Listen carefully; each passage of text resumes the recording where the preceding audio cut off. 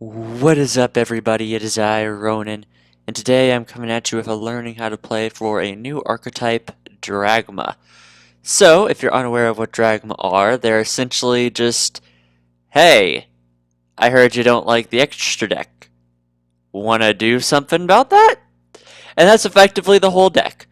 um, a lot of variants that are out there. I recently saw a list for a Necroz variant, the invoked Shadow Dragma variant I've also seen making the rounds kind of, and a lot of people have said not to play this pure because it's not really a super powerful deck pure, but I was kind of curious to see what it did on its own. So yeah, we got ourselves some pure Dragma here. So let's go ahead and get right into the deck profile, starting with our monster lineup. We have free Fleur-de-Lis, the Dragma Knight, free Maximus Dragma, free Albus's Nullius Filius, free Ecclesia, the Dragma Saint, free Aiden, the Dragma Oracle, and free Spellbook Magician of Prophecy. So we'll go over the level 4 or lower ones first because they have some common effects.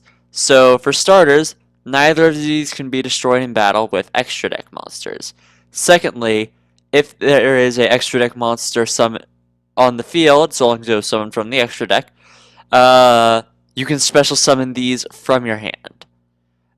Beyond that, though, they each have their own effects. Ecclesia lets you search a Dragma card, but locks you out of the extra deck. And Aiden lets you special summon a Dragma from the deck except for itself when it is destroyed by battle or card effect. So this is a good way to get to sort of your monsters, or at least a special summon.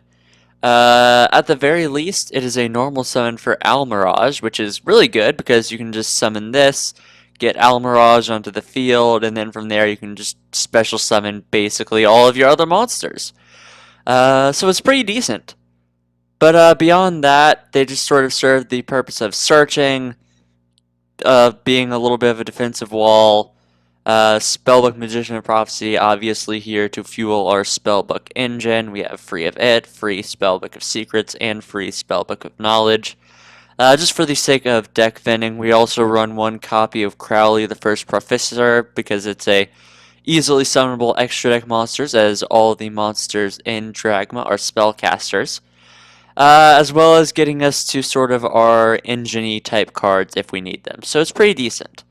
Now we'll go over the high levels, which is Fleur-de-Lis and Maximus. So Maximus can be special summoned by banishing a extra deck summon monster from the graveyard. And during your main phase, it lets you send 2 monsters with different names from your extra deck to the graveyard to force your opponent to send 2 as well. However, this does lock you out of the extra deck for the rest of the turn.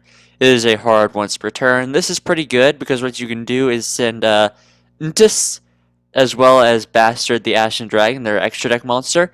And because Ntis was sent, it will give you a pop of a card on the field, and Ashen will get you a search for a Dragma during the end phase. So it's not bad.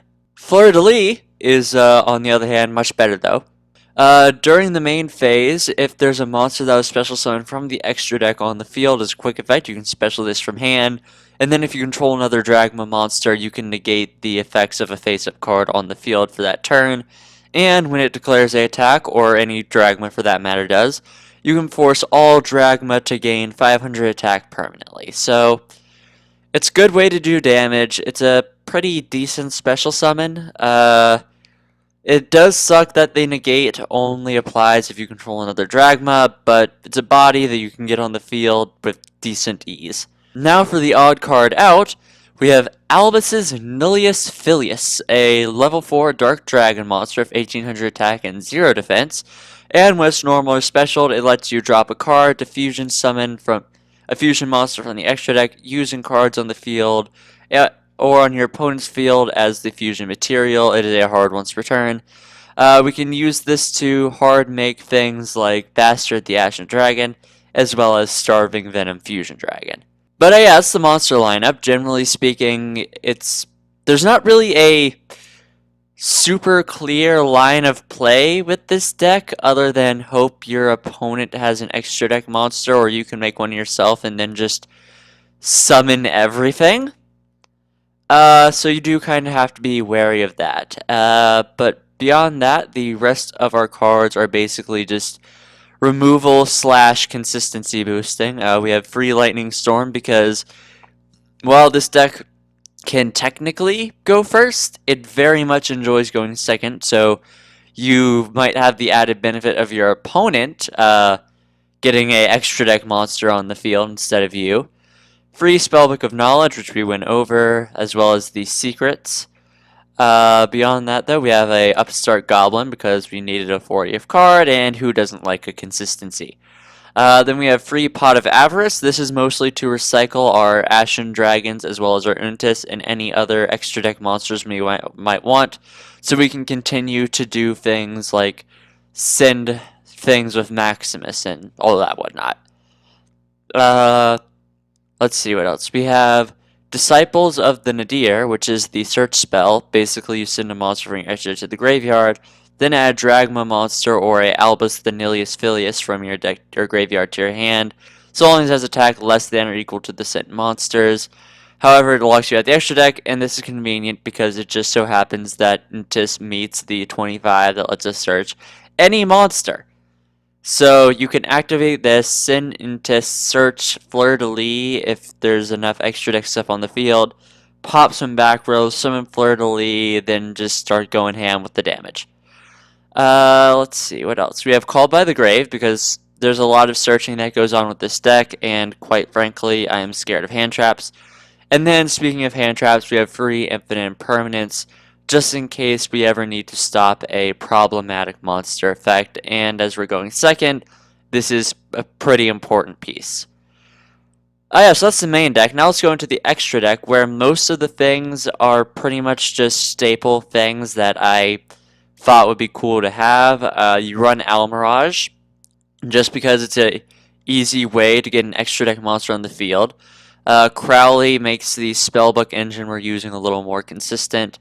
We have one each of the Nightmare package for removal's sake, Boral Sword for OTKs, Boral Load for just sort of pressing through, Emerald for even more recycle, Baguska because sometimes you just gotta drop the Bagusk.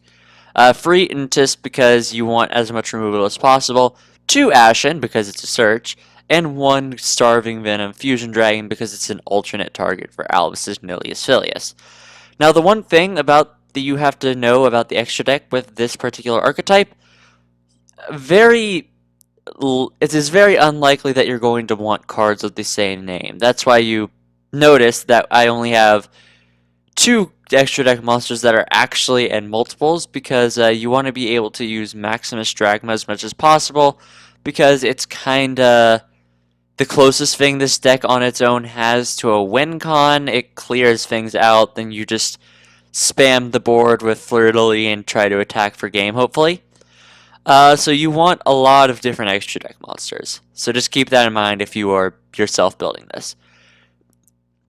Now going into the side deck, some of it's pretty standard, some of it's a little more techy, but let's go ahead and go over it. We have Free Gamma Seal because some people just don't respect the Angry Turtle.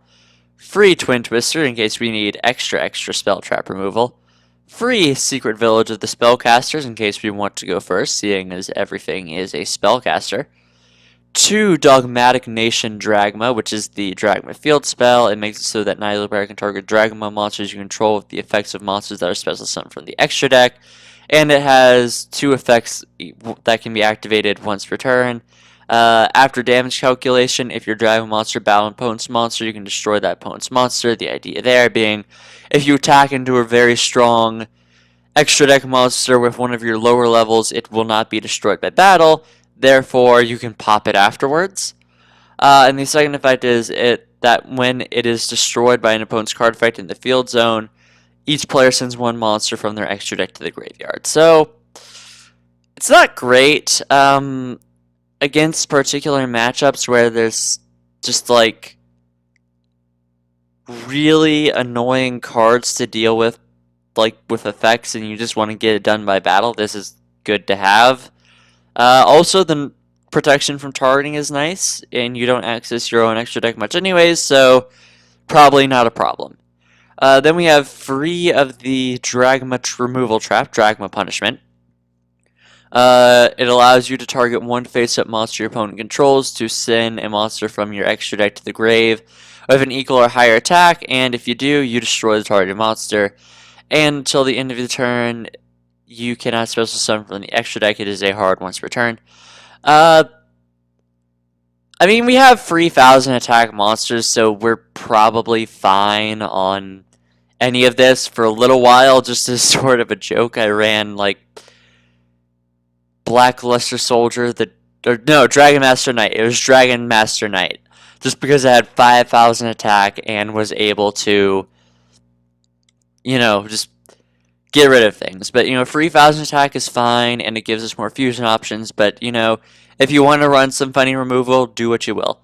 Then we have one red reboot to deal with trap-heavy matchups because those have become a little more common lately. So yeah, it's a good thing to have ready. But yes, all that being said, that's the deck. If you're new here, we just go over a few raid plays. I show you what I liked, what I didn't, what I think could be better, what I think was just fantastic. But yeah, all that being said, I will see you all in the first replay. Alright, welcome to the first replay of Dr. Gabriel. Seems to be playing some sort of World Legacy Mekk-Knight thing. I believe it was Mekk-Knights. Or was it just a Mekk-Knight engine? Possibly. Yeah, no, man's playing pure Mekk-Knights. Okay, very interesting, very cool. I dig it.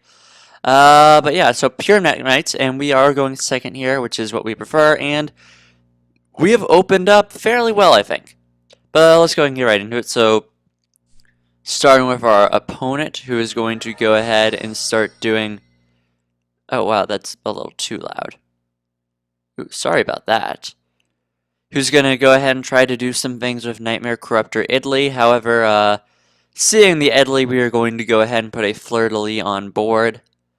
Which does end up being a mistake considering the free tactical talents, but not much we can do about that at the moment. So we summon the Fleur-de-Lis, get the Idly, uses the draw 2 effect, Kaiju's over his Idly, so he could get it back with World Legacy Succession. Then he's going to make the key one, then just set a few cards face down, Call to the Grave and Permanence. World Legacy's Memory, not bad, honestly. Not awful, not an awful setup on his end. However, it is our turn. Unfortunately, Lightning Storm is dead in hand. So we're going to go ahead and get our own Call by the Grave, which is pretty good. But so we start with the Upstart to just go ahead and get that draw. I didn't know if I would want to summon from the extra deck or not yet, so I didn't just go into an extra deck monster there. Then we're going to go ahead and try to access the Spellbook engine, which is not going to work out for us because impermanence. However, we are able to use Fleur-de-Lis and Spellbook in order to make Crowley, getting our engine going anyways. So we get the Spellbook of Secrets, which gets us Knowledge. Knowledge tributing Crowley to draw 2, at which point we are going to activate Disciples of Nadir to go ahead and search a card. So we're search Ecclesia. Ecclesia can special summon itself because extra deck monsters on the field. However, he is going to just call by the grave our Ashen Dragon, so we don't get a search, unfortunately, but we are going to be getting a search off of Ecclesia now, which is going to be Fleur-de-Lis, which can still special summon itself because lib. And it's going to go ahead and negate that, so everything gains 500, and we just attack for some big damage. However, he is going to chump block with the Purple Nightfall. We're going to hit him with the Impermanence right there, though, just for the future. However, he's going to banish to search Blue Sky, which is pretty good. Gets another blue, uses purple. We're going to go ahead and permanence the purple. We use the one in this column, so it shut down everything here in case he tries to go for an extra deck summon in this spot. However, he is going to be able to summon blue. Letting that get that search was probably a mistake on my end. I thought it would be fine and that he would go into something much bigger and badder, so that one is kind of my bad. So he's going to go ahead and make the lib, which we're going to banish. Then we're going to blow the impermanence a little early. He is going to chain the Indigo Clips, unfortunately. Misplay on my end. However, he is going to go ahead and summon Purple Nightfall, make a Borrel load, just go ahead and attack into fleur-de-lis and be able to beat over it, beat over the Gamma At this point, we are down to our Ecclesia. We do activate the Spellbook of Secrets, though. Then we normal summon that to go ahead and try to get our Spellbook engine going. And we didn't do too terribly. We were unfortunately locked out of the extra deck, but you know, we do have an out now, so that's pretty good. So Purple Nightfall is going to go ahead and just get the search again. Borlo is going to lower our Ecclesia. Purple Nightfall is going to attempt to search again, which we're going to burn the second Infinite Permanence on, which I think was a fine play. He's going to summon Italy to revive the Lib. Go into the Unchained Abomination for that sick effect destruction. Steal with Borlo, just attack for fate, attack face a little bit. That's fine, because at this point we have the game somewhat in the bag. A lot of this is just trying to bait out potential hand traps and negates and such.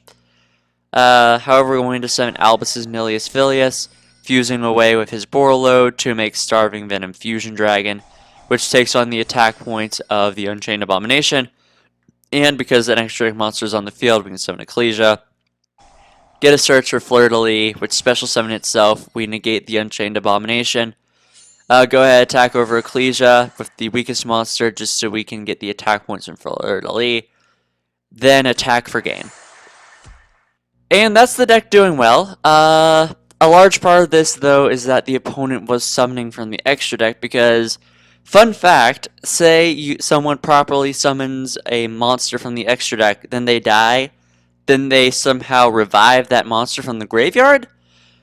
Yeah, that doesn't count towards the dragma special summoning condition.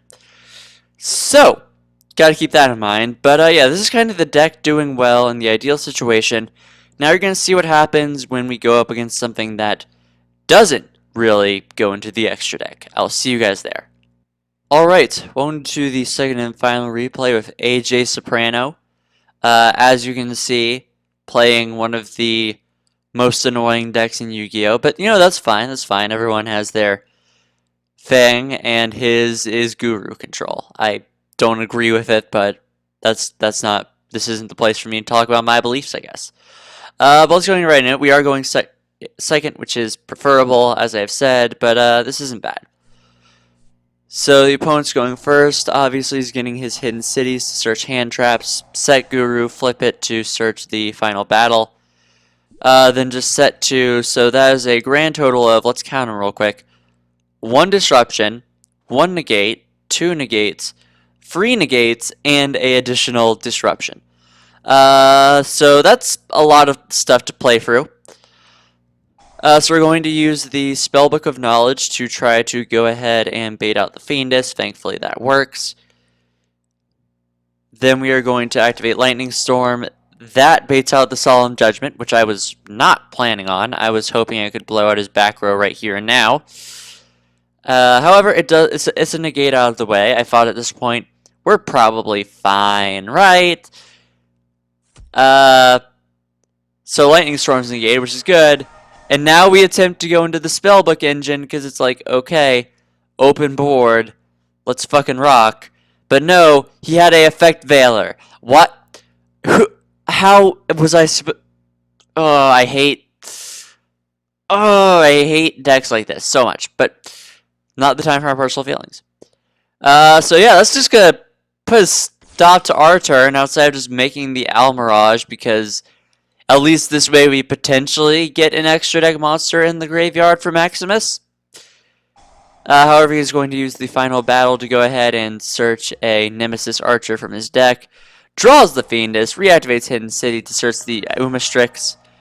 Goes ahead and does his flip thing, see Umastrix out. Umastrix flips itself. He's able to regularly flip Guru, which gives him the Cave Clash for recovery, because of course, why wouldn't he have that? Then Hidden City, Umastrix is banishing our Almirage, so that kind of puts a whole boot into our plan. So we are going to get hit to face. He is going to deal some big damage and get back a hand trap. There's really nothing we can do at this point outside of activate Disciples of Nadir and Hope. However, because Disciples of Nadir did not fully activate, we still have access to the extra deck.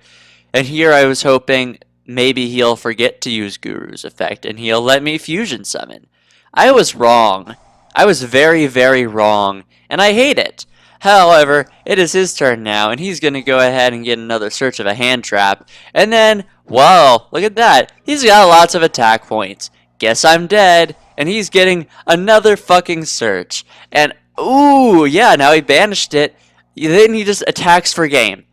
Okay? I despise Guru Control. It just searches hand traps. That's all Guru Control does. It searches hand traps. Why? But enough about that. I can make an entire video about that later on. I don't need to do it now. But for now, though, let's talk about Dragma. On its own, it's not very good. You basically have to go second. The extra deck is wonky as all hell. They don't have very many game-changing or win-conny type effects outside of like Fleur-de-Lis Beatdown. Maximus is cool. I genuinely believe it is one of the better cards in this archetype. Just for the removal and consistency boosting, as well as playing into the theme. But all in all, I definitely see why people splash this into things for it to be competitive. However, playing it on its own, I did have a lot of fun when I was testing, and I'm certainly interested in seeing how people are able to utilize and change sort of this archetype in the future beyond what has already happened, because I do honestly feel like as a splash archetype, it has a lot of potential to do big things. But yeah. Like if you liked, comment if you have something to say, and subscribe if you want some more. This has been Ronin signing off. Also, let me know if you want to see any decks and such. I did the outro out of order. I hope you're fine with that. Yeah, now really signing off.